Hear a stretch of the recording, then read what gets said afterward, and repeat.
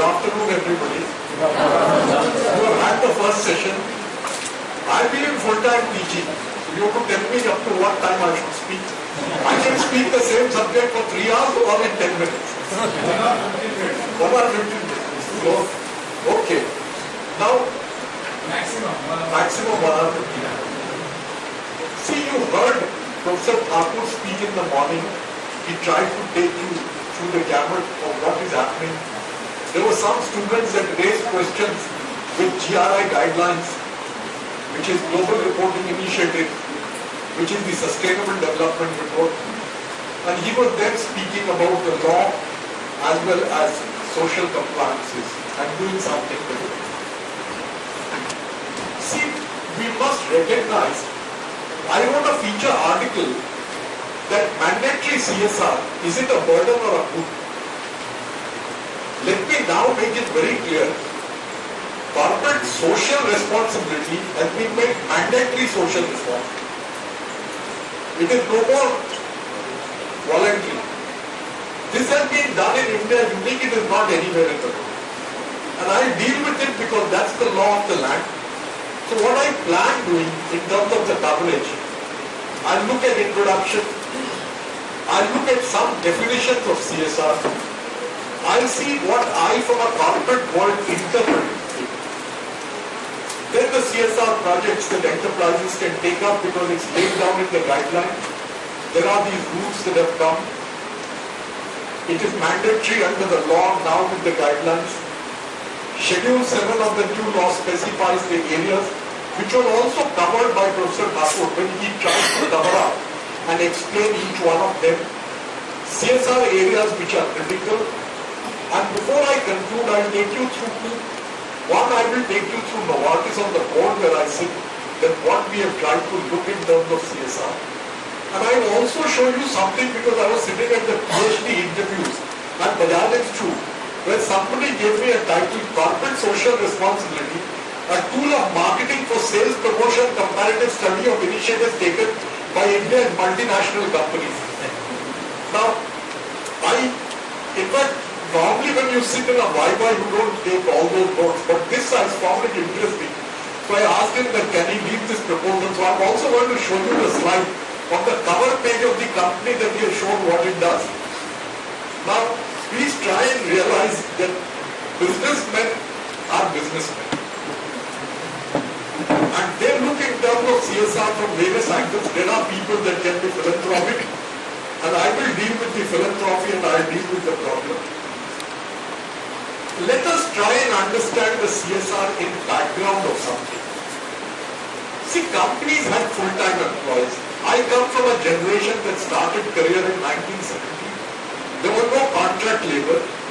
I, after passing out from Bajaj Institute, joined as an assistant engineer on the shop floor in Mukundai, and we used to have permanent, temporary, monthly, casual. There was no contract labor, let me tell you. ODR. The Contract Labor Act came only in 1970. So I worked from a generation which had full-time employees. So one tended to work with it. The business model, not that the Contract Labor Act did not come in 1970, there's a history why it came. And most of you know that there were these oil company cases, the Supreme Court holding the guidelines, and that's how the Contract Labor Act came. But if you look at it post-1991, there are plenty of companies where you can do the business only with contract labor, no permanent employees.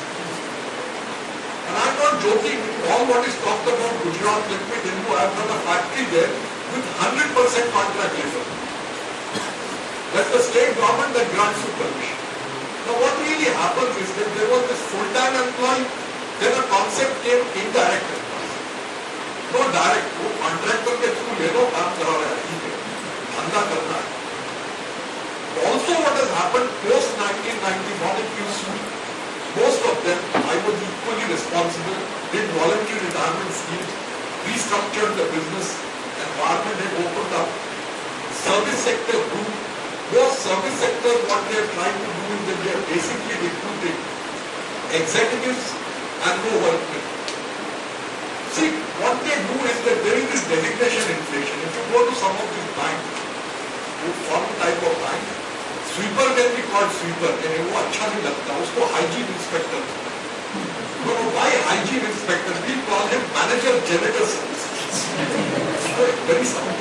No, why not call him vice president services?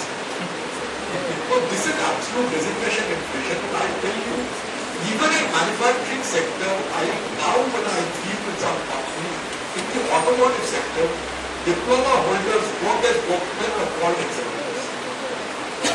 They are working as workmen, and what you call is, sometimes you say associates. In fact, there is a hotel industry where I have a friend of mine who supplies 500 contract workmen, because सबका designation is associates or ambassadors. Very high sounding. कितना मिलता है, the further happening. So what has happened? The employment model has shifted from full-time employee to indirect employee. I work with companies, all three companies. Well, I look at Cookut, I look at Sandoz, I look at ACC. All were born in pre-independence, 1936 or something. So what tended to happen is that the full-time employees in the first generation were people that were taken from the environment of society. And there was a qualified project. What has gradually happened is, over a period of time, full-time employees were replaced by indirect employees. Now you want basically people not paid by company, it's the community guys that were giving employment in all these old companies don't get. And there's always pressure to be put on local chaps to be taken, and there is a pressure, and there is a political pressure, state governments put pressure. I don't want to get into naming politicians and other. Amcha Manasa, yeah, back or not. Local means the definition that he defines, and not that.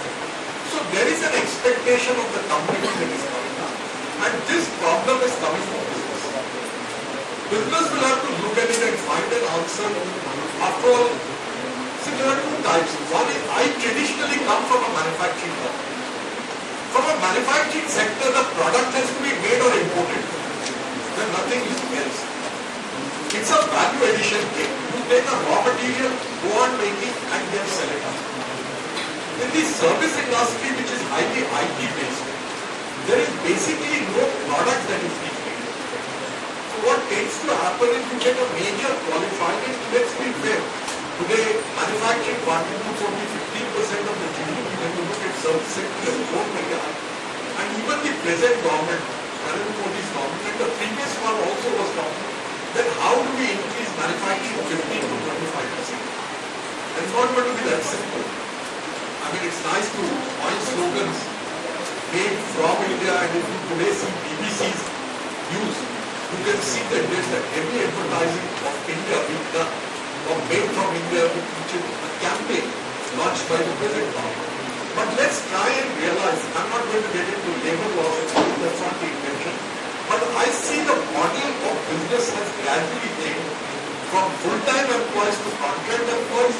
At the same time, our expectation of skills are high, so people in the community or nearby in manufacturing don't get jobs, and there is expectation that what will take place. So this is the scenario in which we are operating, and in this scenario, business will have to find answers for itself.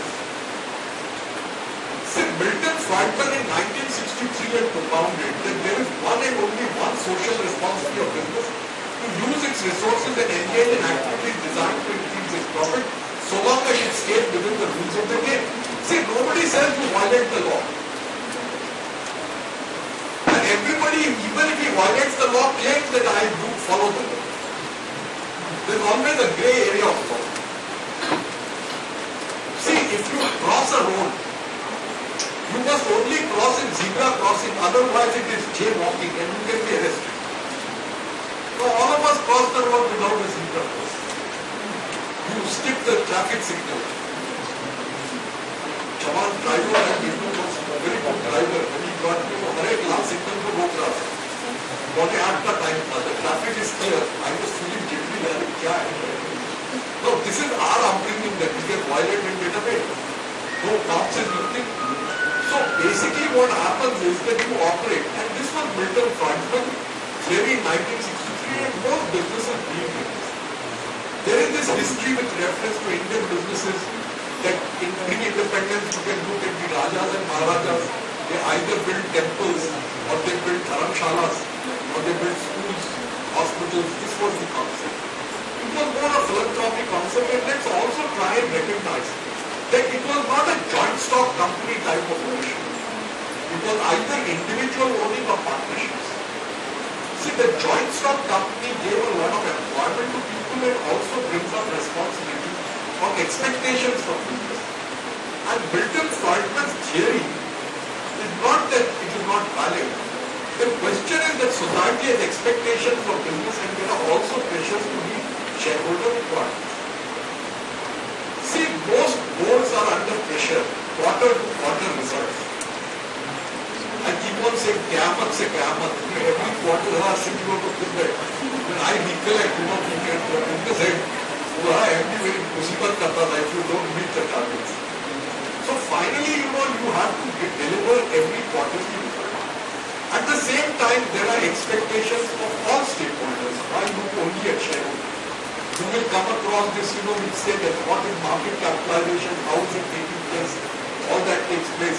You also study market capitalization of people. So what really happens is this is also an impact of the stock market, the way prices have been going up, and people have benefited in the stock market by the prices. But one must try and realize that the concept of Milton Friedman's theory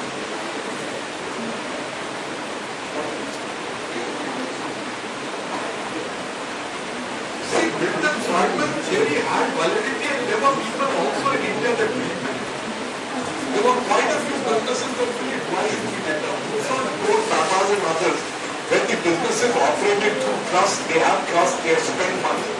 Majority of them felt that wherever I want, I will do CSR type of thing. And most of the cases, when you look at owner-managed companies in India, the owner's wife became the chairman of the trust.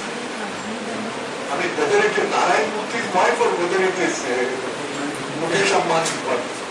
I mean, this also prevails today, let's be. So, this NGO type being set up, we will do something. I mean, Azim Premji has the foundation. So, most people that generated good wealth, जो होता रहा और मरने के बाद थोड़े पाप कम हो जाएंगे, कुछ दान कुछ जाओ. This philosophy is there, na? In fact, my mother runs an NGO, and whenever everybody dies, she goes for the 13th day, and then the Gujarati last, Tamil Dan Dakshina Trusto. So she collects money for her NGO. She runs a vegan old home and manages to collect. And she's quite sharp at her age, even now. She'll go to the Mystic Garden select. So मरने का लोग देते हैं, जीने में भी कुछ देते हैं. Now, what happens is that corporate is also considered an entity, and then you want to look in terms of getting out of it. And Milton Friedman's theory also had its validity at those days.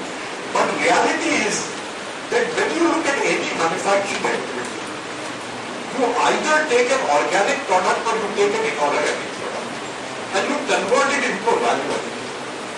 When you take an organic product, at least it is renewable.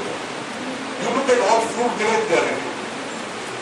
Professor Thakur was dealing with the mining industry. When you look in terms of mining, mining basically is a non-renewable resource. And in a non-renewable resource, there is always pressure that you are taking away from society. What are you doing? So you will get all that carbon emissions, you will get that CO2, all those issues will come up. There is the R&R policy also with reference to mining business today. I am not getting into the mining scam or getting business. वो भी एक दूसरा धंधा है, it is coal scam, mining scam, I am not into it. But I am also telling you that this mining was a private sector business in India before Coal India was nationalized. All coal business was private. If you look at it, mining also, Tata Steel was private. Hindustan Steel is much later. Hindustan Copper is much later. So it came into the public sectors. So what really happens when you look at any of these inorganic products, you are taking something from a resource which you are not giving to the future generation. Hence there is an expectation where society starts saying, मेरा भी हक है इसके ऊपर, I also have a right. Why are you making money? There are rules of the game by which you get and all that. So business is under pressure that there are not only shareholder requirements, but so Milton's Friedman approach of only looking at shareholders rather than stakeholders for business in today's environment is questionable. Now what has happened when we look at CSR, we are only looking at the public. Stakeholder is a much broader concept. I want to bring this out. The mandatory CSR in India is really looking at the community angle, but it's not looking at the consumer. There is a consumer forum, consumer code, all those types of things. Then the supplier that gets squeezed. If you look in terms of the automotive sector, the maximum squeezing is done for the suppliers in terms, not the OEMs, the bigger brands get away, but if you look at the others, it is basically a cost plus the fellows have to survive. And if the market falls, they are badly hit. I was doing some study with some of them, and I can tell you that this is the way business operates. So stakeholders have a question which they keep on saying, and SMEs have their own argument against the larger companies which most of us represent. Now, when you look at the definition of CSR, this is something that also Professor Thakur covered up. He said exceeds ethical.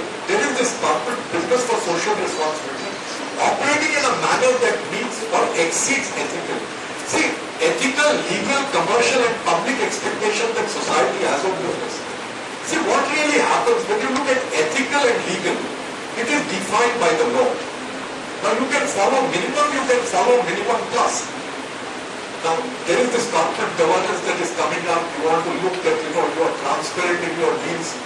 You have a whistleblower policy in a company. You want that to be known so that if there is some corruption taking place. There is commercial and public expectations. Now, what is happening when you look at commercial and public expectation? Commercial is that people expect you not to overcharge. People expect that you will have a fair price. Now, what is fair and what is unfair becomes an issue by itself. I am intentionally raising because, I will deal with, there's an ISO which has come about on social responsibility which goes far beyond the CSR. But yes, in the context of India, it is going to be CSR and this is. So what is happening? Society has expectations from business. By and large, my experience of society's expectation from business is, हमको क्या नौकरी मिलेगी यहाँ? That's the basic first expectation. And most of us freeze employment, saying that beyond this I can't take. Why this? Employees have an aspiration that their children be employed. I work with ACC. If I look in terms of it, most people are third generation employees, including the HR base. Most of the HR guys are only people that came because their father or grandfathers were working. And they continue perennially doing this because the new MD came and he tried to look at it, it was creating problems because he was an outsider. Now, what happens is that if I have 3 children and if you decide to take only one of my sons, I'll give you the most useless son. अरे वो नालायक है पर उसको यहाँ तो नौकरी मिलेगी ना, and that job gets it very easily. Now, in older township type of companies that are 80 years, 85 years old, and when you look at a township, it was really tough getting people. I have seen the mining businesses there in the interior of the country. A mining business cannot be done in a metropolitan boundary. You can have an office in BKC for doing training, but you can't do anything other than that. The manufacturing has to be done somewhere else. Mining has to be done, processing has to be done, all that. So what happens is life is tough, so there's an expectation, and this was the type of model that took place. Gradually what's happening when technology is going up, you're looking at more qualified people, you find that the locals are not able to get, including the employees. Some of them have tried to do by having schools for them, other types of things. But this is one of the major problems that has, and business has to operate and meets or exceeds the local. Sharad Patil was with the Employers Federation of India, is still associated with it, and they are a member of International Organization of Employers. Now, International Organization of Employers, which is the apex body of all employers world over, has also defined CSR, and I intentionally brought this. Initiative by companies voluntarily integrating, and I am using the word voluntary. I am using the word voluntary because India is the only country which makes it mandatory. Nowhere in the world CSR is mandatory. I'll get into it. It was Sachin Pilot who wanted to push this parliament bill. I recollect the preliminary meetings that I attended from ACC. He said, no, we will look into it and others. And before the government, the final elections took place, they came out with the rules in February of this year. It is an inherited benefit also to the present government. But this is what was rushed through at that stage. Yes, there were companies that were doing CSR, but they came out. So it's a voluntarily integrating social and environmental concern. Now there are two parts. There is a social concern and there is an environmental concern. And some of the students who raised this question with reference to GRI guidelines which were there and Professor Mahendra Babu was taking. If you look at the GRI guidelines and go through presently in India, there are 85 companies that subscribe to the GRI guidelines. You can get onto the website and read it, all of them. Not only the 85 companies, all of them are not MNCs. Let me make this part clear. There are quite a few public sector undertakings and as much as 60% are private sectors and not MNCs. See, global MNCs have a different reporting also. Some of them do it. Some report it globally, some may not report in the India operations. So when you look in terms of that, the GRI guidelines talk at three areas. They talk at profit, planet and people. So there are indicators with reference to economic indicators on it. There are which are called the profit indicators. There is the people indicator which by and large is taken from the ILO conventions and looked in terms of all of them. And there is primarily on environment, and let me tell you, this is becoming another issue with itself because it has air emissions, it has effluent discharge, and it has solid waste disposal. And these are three areas where there are also laws in India. Every state government has pollution control board laws, but let me also make it, by and large, enforcement is weak in this country. And that's why, you know, a lot of them ask for you to report, give the figures. Now some of the pollution control boards have said that on their website you have to give when the samples of pollution control board are taken and other things. But yes, there are the social and environmental. What is happening when we look at CSR as defined in India, we only look at the social angle and not the environmental angle. And I'll come to that, which was also mentioned when we look at the items. Because bulk of the items that have been copied in the schedule 7 are from the Millennium Development Goals which will expire in December of 2015. And the Millennium Development Goals were primarily based on health and not on environment. My own hunch when I've dealt with the UN agency that the next Millennium Development Goals will be on environment. So these schedules will go through change. But well, this is the situation. Now let me look at how I would interpret CSR from a company perspective. I mean, I have been in business and I believe carry on business but do some good. I mean, it's not only doing good, please.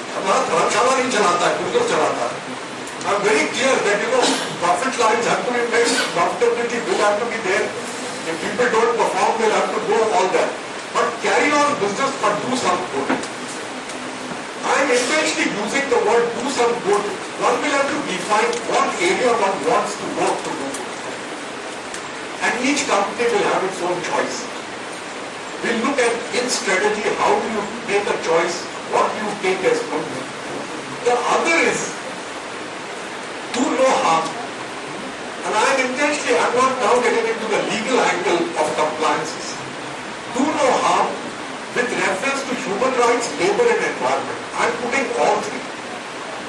If it is with reference to human rights of people, let's try and look at it of citizens or for anybody. The labor that you directly or indirectly employ, and on the environment, don't sit down and do pollution. Let's be clear that the Supreme Court came down with very strictures and that's how you have CNG being used in the taxis and the buses today.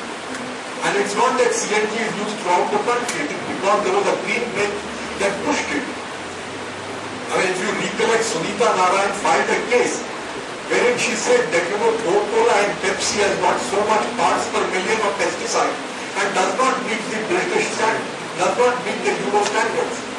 And hence I recollect, you know, Lakshman came out with a cartoon where somebody says, give me Pepsi-Cola, not Coca-Cola or Pepsi-Cola. In fact, Sushma Swaraj was the health minister at that time, if you recollect, and she banned the sale of these two drinks in Parliament.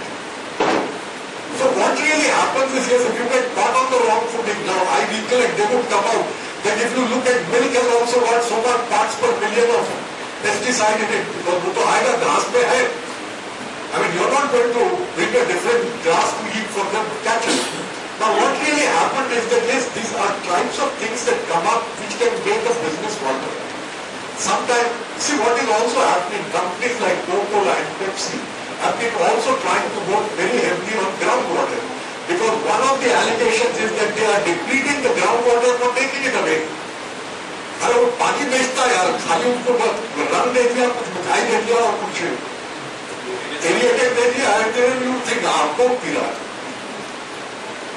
But let's be clear, so you get an NGO that takes up against you. I must admit NGOs in India are not very powerful. But there are NGOs, I have in my whole career dealt with Greenpeace movement. I mean, they are green from outside and red from inside, like a watermelon. They are very leftist in their thinking. But I recollect I was in ILO, he came on the stage and I was asked to sit in the function beside over and he says, presenting you the most toxic water from Bhopal. हमने उसको लेकर के हाथ से ले लिया, what do I do? Now they have taken out groundwater in Bhopal and said most toxic, meant for human consumption by government of India. Now, in fact, I used to preserve that bottle to go in seminars and show it. It was quite active. But the chaps are, let me also be fair, some of these NGOs do a lot of research. There are very few NGOs that do research, they just champion the cause. So you have to be careful on human rights, labor and environment, and I clearly see this in business. It is not from this legislation, but I would not like to be caught on the wrong footing for anything. And when you run a large size corporation, and you have 8,000, 10,000 people working, somewhere some system, some deviation takes place. Now, you have put in the system, what you need to do is take corrective measures and try and see that this becomes damage control. The other is, which I clearly see as the third point, when I look at CSR, need to look at the goal of really making a difference. You choose the area, you choose the topic on which you want to work and the jurisdiction where you want to work, and see can you make a difference to those people. Now, unless you do that, it is cosmetic surgery and nothing else. There is a lot of showmanship also in CSR, and you find very heavy coverage with the MD, his wife, the photo being printed in the house magazine, front page, he's also thrilled, you're also thrilled, your performance appraisal also improved because he thinks you've done a good job, and you have got the right minister also when he was cutting the tape, all that. That is part of the public relation which you must also do for your job, not that you should not do that. But please try and see that can you take a project that makes a difference. And this is what some of the companies have done. What they are trying to do is they take up a specific project. See, there will be various people wanting money now. Because there is big money in CSR that is being looked at and people are trying to look at what can be done. CSR projects that enterprise need to undertake, and I would look at it what you should undertake. Every company should have its own priority and decide what it wants to do. There are some companies that already have some CSR projects. So what you tend to do is you want to improve over them and see that will it fit into the schedule. If it does not, you will have to relook at it. But otherwise, assess the need of the company. My interpretation is wherever you have a plant or a factory working, the salary structure of the employees goes up very heavily, but the environment, the salaries are low. And this disparity creates tension. See, not only this, a new enterprise comes up, the rent in that area goes up.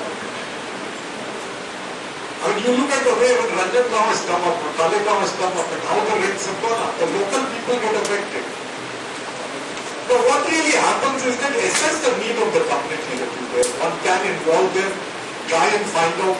There is also when you try to do need assessment of community, there is very high expectation. One of them is that village chief would like to get some business. Second is he would like his son or daughter to be employed. See, also ITC wala wo Sanchalak, if you have read that, when they have done the soya bean and they have tried to build up. But the Sanchalak where the computer was first installed was none other than the village chief's place. And this is much before the CSR Act came in. There is also levers the product is of that Shakti which is there. So there are various companies they are trying to do, but they are trying to look at it from a business model also, but assess the need of the community. That is first. Identify identify company's strength to work on a CSR project. Every company is not in its strength to work on every CSR. I think just taking up CSR for the sake of it, the numbers, because I think if I don't have the expertise, I won't have. I mean, you can always acquire, and there are plenty of NGOs wanting to jump into this, and I want to mention to you, please be careful of NGOs. There are good and there are bad NGOs also. Have some track record in terms of looking at them, at least their 3 years existence. Look what they have done, try and analyze them.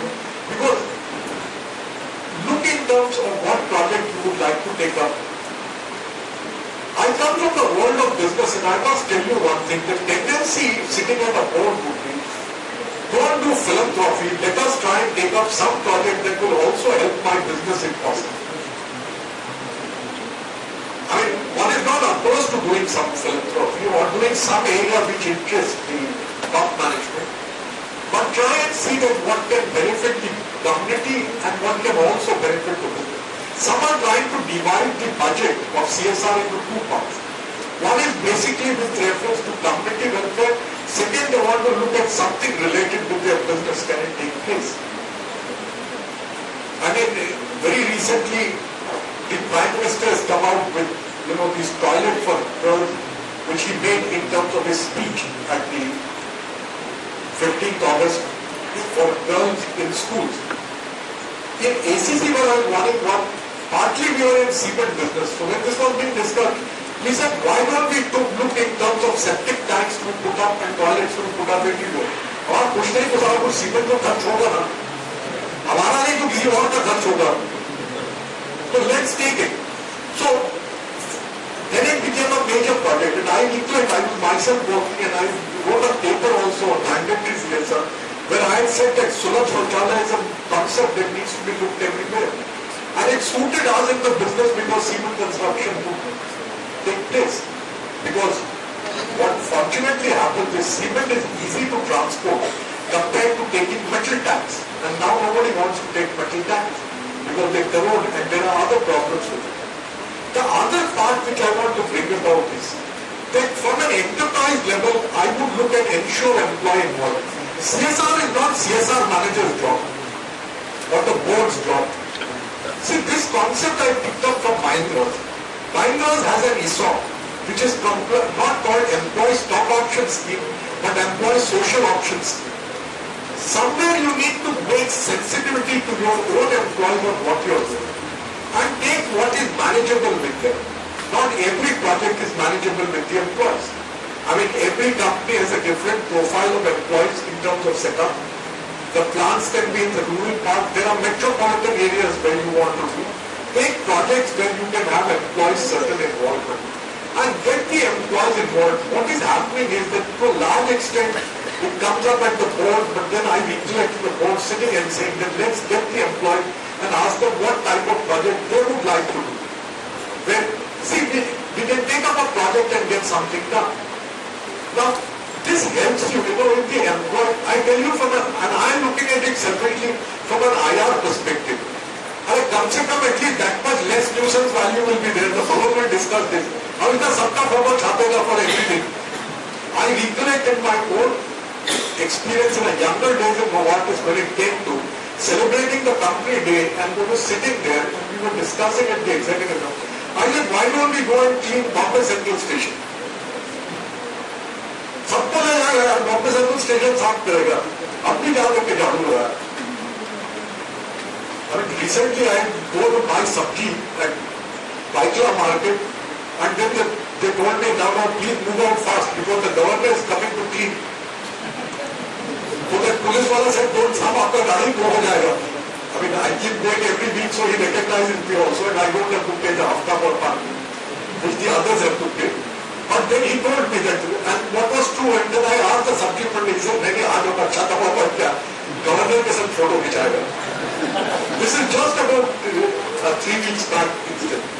Now what is happening that this type of thing is also taking place politically. Now what these politicians are doing, and I have learned this from politics, they want to involve everybody. Plus their photograph and their publicity is needed. But at least the others get involved and get a chance to meet them. I think somewhere the employee involvement, my experience in CSR, is that it is either given to HR people or some people have a CSR manager, some have the top management teams, spouses dealing with CSR, which is another setup. My experience has been. And all of them find it very convenient because the MD's wife is the chairman. So everybody thinks he has let his wife go and meet Kutthala Faida Hoga. So there is also the spouses get together, pity party type, but it does something. But I am now referring not to spouses. I am referring to employee involvement. And I am referring to employee involvement after office hours. So somewhere you have to find time, and then the top management team will really have to take and put its efforts where it wants to do it. I mean, all of us know which was covered on the Lok Sabha on 18 December passed the company's bill to spend 2% of the net profit for corporate.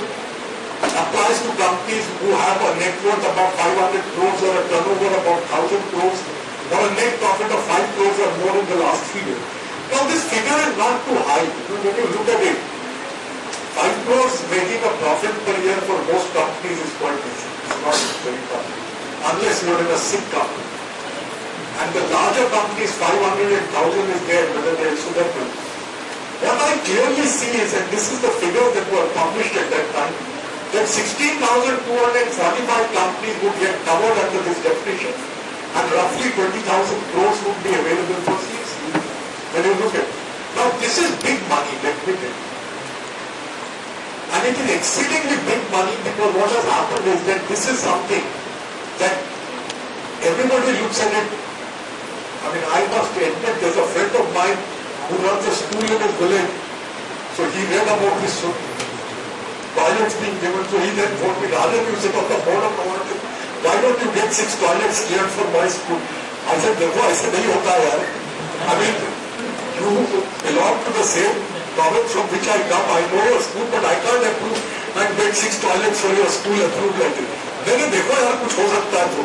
Now people are also fishing. And I tell you where I saw the problem and I was interacting. There are political areas in certain townships where the local politician is demanding that give me 2%, I will do this project. And they have formed NGOs. And they are using muscle. This is not necessarily with the bigger type of companies. Bigger type of companies are able to get away, but the small and medium one was interacting with some of them and this is the pressure coming up. Now they have absolutely no idea either of the rules and others. The rules were notified on 27th February. This is something which Professor Thakur also covered up. And I must admit, this is what Sachin Pilot pushed through. Because he was very much interested that okay, they will show that they have done something for the benefit of the people. But at least after doing that, they should have said, ki Sulabh Shauchalaya banao. I mean, the next Prime Minister took the benefit out of them. Now, this is strategically weak in what was done. But let's be clear that yes, this is the law. And I don't see this law changing. The law will remain, it will get amended. And there will be certain modifications that will take place in terms of the coverage. The most important that you need to understand is Schedule 7. And they very clearly eradicate extreme hunger and poverty. So you can look at projects of poverty. This also comes from the millennium. The population earning less than $2 a day, what should be done for it? So extreme hunger and poverty, it has just been copied from them. If you ask me, the department has not even used much of its brain. It has copied everything from Millennium Development Goal. And you can take the Millennium Development Goal, वो cut paste किया है, like students do for projects. I mean, I'm not referring to you people, I'm referring to my generation. हमको ऐसे करना है.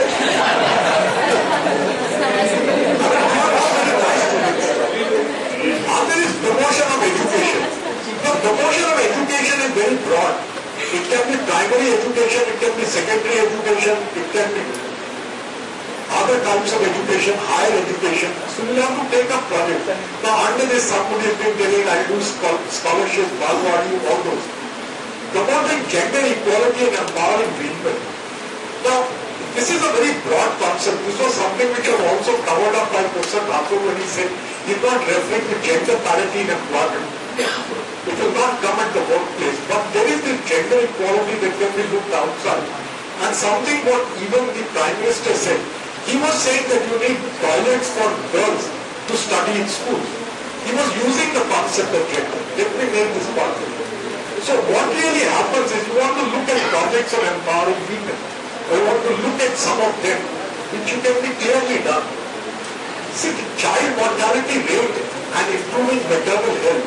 See, when you look at the social indicators, Bangladesh proves better than India on this area.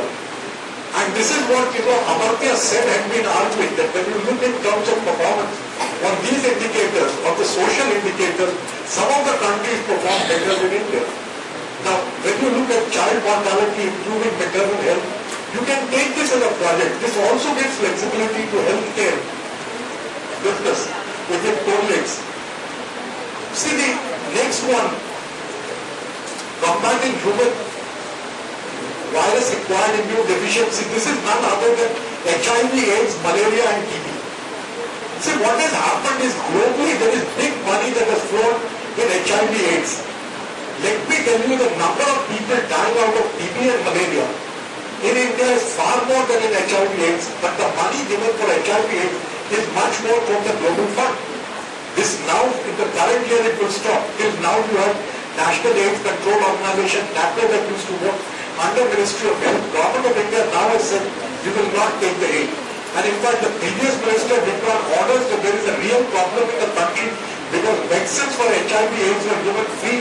Those people it is not available after a month's stop. And the Indian company is totally booked for selling it abroad. Even if you look at TB medicine, it is given free. Now, what really happens is that one can get into this type of area and one wants to go. But I am intentionally raising that this is picked up from the Millennium Development Goal. Ensuring environmental sustainability. Now, this is an environment, this can get down to your air emissions, it can get down to effluent discharge, it can get down to solid waste disposal, it can get down to recycling of PET bottles. Because what happens is this is also big business. Now, see, waste management abroad is with companies. Waste management is not an NGO gain or a municipality gain. There are companies that exclusively operate on waste management, and waste management has got calorific value of input which can be used as fuel. So what can be done is that this can be taken up as a total project. Now, you can do that in terms of compiling and those types of areas. See, vocational skills, there has been this pressure that you need to skill the population. ITI, this is also an extension of the Government of India project where companies had taken ITI in partnership. I myself recollect taking 7 ITIs in partnership where we got 2.5 crore, and I recollect this was in Bihar when I called all the principals and had a meeting in ACC with them, and I said that we have to work out a cash flow because 10 years was moratorium and then we have to pay in the next 15 years the money. So in the sense, सरकार से जो पैसा आता है वो कभी वापस नहीं किया जाता. This fellow was just interested in spending. I had to take away his powers. And now what happens is a lot of this when you get money. One of the problems in CSR is spending money on capital assets is very easy. Spending money on development is very time consuming. See, capital assets is easy to buy. I mean, building बना दो, ये बना दो, infrastructure पर पैसा खर्च करना. I recollect also when I was in the ILO and I was evaluating a project of SEWA, which wanted to set up, and there were all international donors in it. SEWA wanted SEWA University, and the project was running into fruit. I said, you are supposed to be working for mobile street vendors. Why do you need this? Why don't you have vans to go and teach? I mean, I can see Ranana Jafwala was very uncomfortable making the presentation, but I was intentionally raising question. And all that they don't, and what she had done was, she brought one Gujarati lady, so all those foreign donors would speak in English. She will answer in Gujarati and she will translate. And everybody said, what a chapter. And it was drafted out by a friend of mine from Ahmedabad. So I said, what is all this you are collecting? I mean, from Ireland also we were invited to look at it for one funding. So what really happens is, that when you look in terms of this vocational skills also, everybody said there is need, there is a lot of this, there is a skill development council that has been built up. But it is hard work, when you want to sit down. I have seen the skill development projects launched by Larsen Group, which is with reference to bar vendors, carpenters and masons. First of all, they said, you know what, you will have to live in the open. Because on site construction, it is tough. Achha, where you have to do the construction, it is an open shed. It is not with the public. They were paying each of the chaps school dropouts of 6 standard 2,000 rupees. These dropouts would drop out from the force also. 50% is other. Boarding, lodging, free, everything. Now what really happens is when you look in terms of this reality, when you want to enhance vocational skill, one is to build up high cost type of things. Now when you build up low cost, you can't spend money. You need trainers and you need participants. And that is tough. See, I have handled vocational skill development because I set up an institute of skill development in ACC. I set up a diploma institute, all that. But when you want to do this, and when I was wanting to push some of this in twin-seater rooms to stay and all that, bunker type things, to make people go through the hard way. They are prepared to pay money. Secondly, see the skill development. 90% of the input is skill, 10% is only skill. People are most comfortable with it. All of them, sir, आपको laptop के लिए PowerPoint बनाना है, अरे कुछ नहीं डाला, वो building करो बैठ करके, फिटिंग करो. See, I come from a typical shop floor who sit down and do some very rough thing and say this is the way it has to be done. I agree that when you have to train people on CNC machines, you can have a setup, which is totally different. So what really happens is, then there are social business projects which gives a lot of flexibility to take place. This was also covered up by the previous speaker, contribution to Prime Minister National Relief Fund. This was, I personally think, just added. Sometimes people, if they have leftover money or don't want to do anything, they give it here. Or it can come at the Prime Minister National Relief Fund can be used for various causes. It also says for any other fund set up by the central government or the state government. My own hunch is state governments will set up funds. And some of them will ask for money for social and relief and funds for the welfare of the scheduled caste, scheduled tribe, other backward minorities and women. So this, if you look at it, is not just contribution to Prime Minister Relief Fund. It's a fairly broad clause that covers up quite a lot. Most state governments have not formed this. This will take place. My own hunch is state governments will also want to collect some money. Last is such other matters that may be prescribed, leaving it open to what they want to add, what they want to do. I also want to make a mention about NGOs, which I said earlier. See, NGOs in India are registered under the Societies Act and the Charities Act, or under Section 25 companies also. What is happening? I have seen some companies in themselves registering Section 25 companies to take these projects under them. Section 25 companies under the Companies Act is not for profit. So this is one provision which is also used under social entrepreneurship.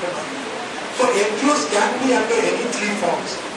NGOs can also be registered under the Trade Union Act like Employers Federation of India. But I have not covered that. NGOs are not getting into that. What is interesting is that there are 3.3 million NGOs in India. So for every 400 Indians, there is an NGO. Now obviously this is a public figure in terms of registered. Quite few of them are defunct. So there will be the active ones, but obviously the numbers. And I see more NGOs getting born also with politically vested interests coming up. I want to bring out one thing, that just like we have got CSR, mandatory that is made, there's an ISO 2600 standard that has come about in November 2010 on social responsibility, which covers 7 areas. And let me tell you, when they look at social responsibility for corporates, see, corporate social responsibility is not confined only to the company. It is confined to organizational governance, human rights, labor practices, environment, fair operating procedures, consumer issues, community involvement and development. Just like in the International Fire Code, SA 8000 to go, when you are doing business for exporting garments. See, anybody that is exporting garments today has to go through SA 8000 when they ask you for compliance not only by yourself but from what level of supplier and what level of distribution. That is where you can influence. Other care, anywhere you want to go and do, therefore you can see large number of consultants helping companies to get SA 8000 accreditation. My own hunch is some of the global companies in